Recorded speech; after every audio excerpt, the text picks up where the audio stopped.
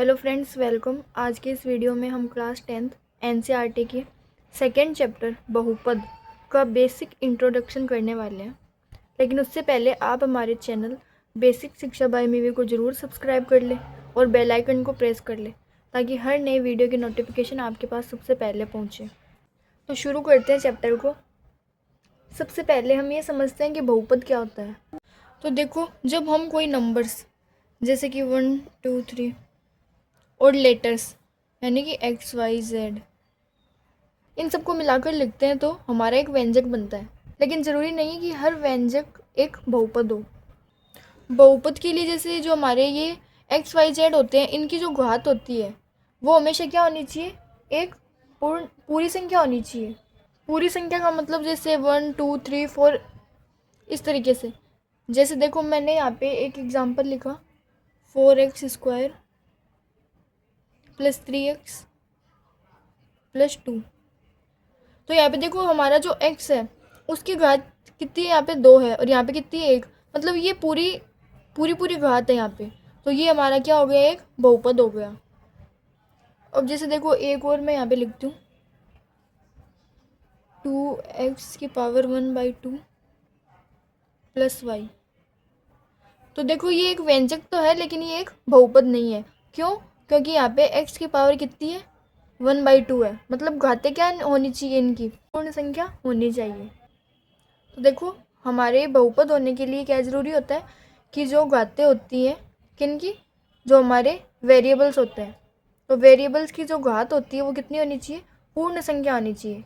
जैसे कि 0 1 2 3 4 इस तरीके से। तो वो हमारे क्या हो जाते हैं, बहुपद हो जाते हैं।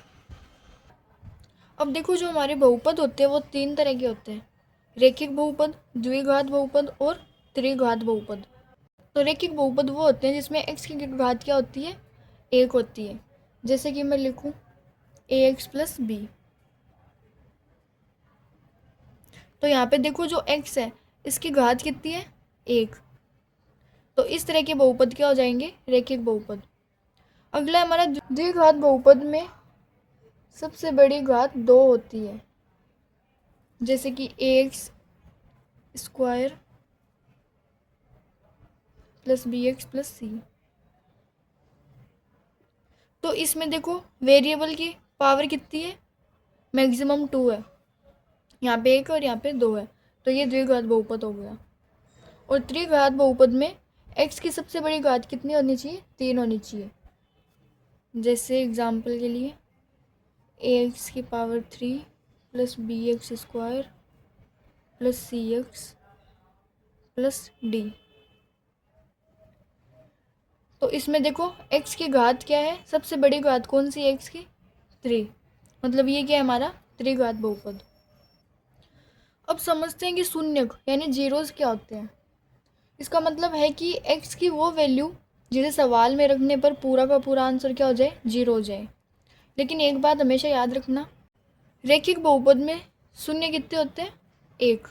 और द्विघात बहुपद में शून्यकों की संख्या होती है 2। और त्रिघात बहुपद में शून्यकों की संख्या होती है 3। जैसे यहाँ पे देखो, ये रैखिक बहुपद का क्या है, एग्जाम्पल है। तो इसके अंदर देखो, x की पावर मैक्सिमम कितनी है, 1 है ना। तो इस रैखिक बहुपद के जो शून्य होंगे वो कितने होंगे, 1 होंगे। ऐसे ही इस प्रकार द्विघात बहुपद में x की मैक्सिमम पावर 2 है यहाँ पे, तो इसके शून्य भी कितने होंगे, 2 होंगे। और त्रिघात बहुपद में शून्य 3 होंगे। आगे चलते हैं। अगर हमारे पास एक द्विघात बहुपद हो, जैसे ax² + bx + c, और इसके शून्य हमें अल्फा और बीटा दिए हुए हों। मतलब जब हम द्विघात बहुपद को सोल्व करेंगे तो इसके शून्य जो निकल के आएंगे लास्ट में 2, वो क्या दिए हुए हमें, अल्फा और बीटा दिए हैं। तो जब हम शून्य का योग करेंगे अल्फा + बीटा, तो ये जब हम शून्य का योग करते हैं अल्फा + बीटा, तो वो किसके बराबर होता है, -b/a के बराबर। और जब हम शून्य का गुणनफल निकालेंगे अल्फा गुणा बीटा, तो इसका फॉर्मूला होता है c/a।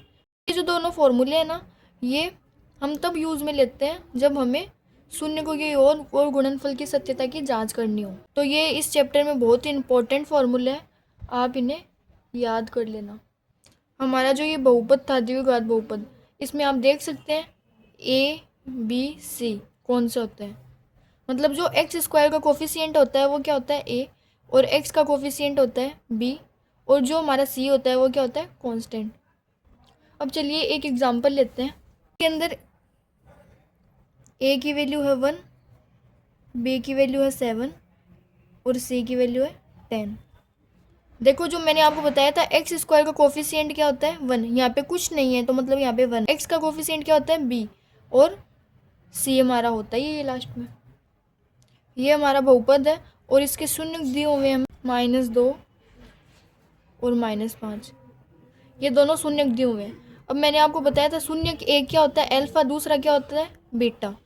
तो शून्यकों के योग और गुणनफल की सत्यता की जांच करते हैं। तो सबसे पहले शून्यकों का योग देखो, अल्फा प्लस बीटा। तो यहाँ पे अल्फा क्या दिया हुआ है -2 और साइन किसका आ जाएगा बीच में प्लस का, और बीटा क्या दिया हुआ है हमें -5। तो इसे सोल्व करेंगे तो ये आ जाएगा -2, यहाँ पे माइनस आ जाएगा और ये 5। तो -2 और -5 क्या हो गए -7। तो ये शून्यकों का योग आ गया। अब हमें पता है कि मैंने आपको फॉर्मूला क्या बताया था ऊपर, शून्य का योग अल्फा प्लस बीटा होता है, जो हमने अभी यहाँ पे निकाल लिया है। और सत्यता की जांच करने के लिए हम क्या करेंगे, ये फॉर्मूला अप्लाई करेंगे, माइनस का बी अपॉन में ए। तो हम यहाँ पे चेक करते हैं। तो देखो माइनस का साइन लगा देंगे, और बी क्या है हमने यहाँ पे लिखा है बी 7 है, तो -7 और ए कितना है हमारा 1। तो ये नीचे 1 है तो हम इसको इस प्रकार लिख सकते हैं -7। तो देखो शून्यकों का योग हमारा क्या आया था -7 आया था, और हमने फॉर्मूला अप्लाई किया उसके बाद भी हमारा -7 आया। तो ये क्या हो गई शून्यकों के योग की सत्यता की जांच। इसी प्रकार हम शून्य के गुणनफल की सत्यता की जांच करेंगे। तो शून्य को गुणनफल क्या हो जाएगा अल्फा गुणा बीटा।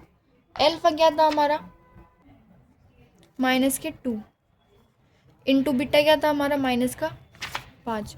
तो ये क्या आ जाएगा 10। अब हम फॉर्मूला अप्लाई करते हैं। फॉर्मूला क्या था माइनस का सी अपॉन में ए, माइनस का साइन सी क्या था हमारा, सी था 10 और ए था 1, तो लिख देते हैं। सॉरी ये सी प्लस का है, तो सी था 10 और ए था 1, तो ये आ गया हमारा 10। तो ये हमारे शून्य के गुणनफल की सत्यता की जांच हो गई। आई होप बच्चों आपको ये बात समझ में आई होगी। अगर कोई भी डाउट हो तो आप मुझे कमेंट सेक्शन में पूछ सकते हैं। अब देखो एग्ज़ाम में इस तरह के क्वेश्चन भी पूछे जाते हैं कि हमें क्या दे देते हैं शून्यकों का योग दे देते हैं और गुणनफल पहले से दे देते हैं, और बोलते हैं कि बहुपद बनाओ। तो हम उसके लिए क्या करेंगे, ये फॉर्मूला अप्लाई कर देंगे, x² minus alpha plus beta x plus alpha beta is equal to 0। तो जब हमें क्वेश्चन के अंदर शून्यकों का योग और गुणनफल दिया हुआ होगा तो हम क्या करेंगे, इस फॉर्मूले के अंदर शून्यकों का योग यहाँ पे और गुणनफल यहाँ पे रख देंगे, तो हमारा बहुपद निकल के आ जाएगा। जैसे अभी हमने पीछे जो एग्जांपल किया था उसी को लेके देखते हैं। जैसे शून्य को हमें क्या दिए हुए हैं -2 और -5, तो ये क्या है हमारा अल्फा और ये क्या है हमारा बीटा। तो हम इन दोनों को जोड़ देंगे तो ये क्या हो जाएगा अल्फा प्लस बीटा, तो वो हम यहाँ पे पुट कर देंगे।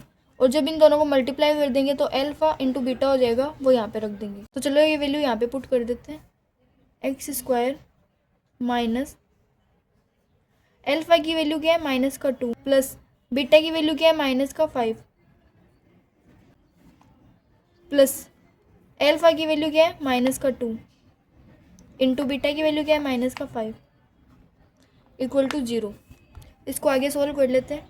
तो x² माइनस -2 -5 प्लस ये क्या आ गया यहाँ पे 10 इज इक्वल टू 0। ये आगे सोल्व करेंगे, x² माइनस का साइन ये क्या हो जाएगा -2 और -5 क्या हो जाएगा -7 plus 10 is equal to 0। X square, अभी माइनस माइनस मल्टीप्लाई होकर यहाँ पे आ जाएगा प्लस 7 + 10 0। तो ये हमारा बहुपद निकल के आ गया।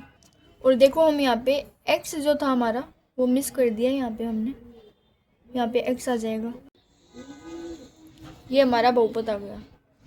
अगर वीडियो अच्छी लगी हो तो वीडियो को लाइक करना, चैनल को सब्सक्राइब करें। Thanks for watching.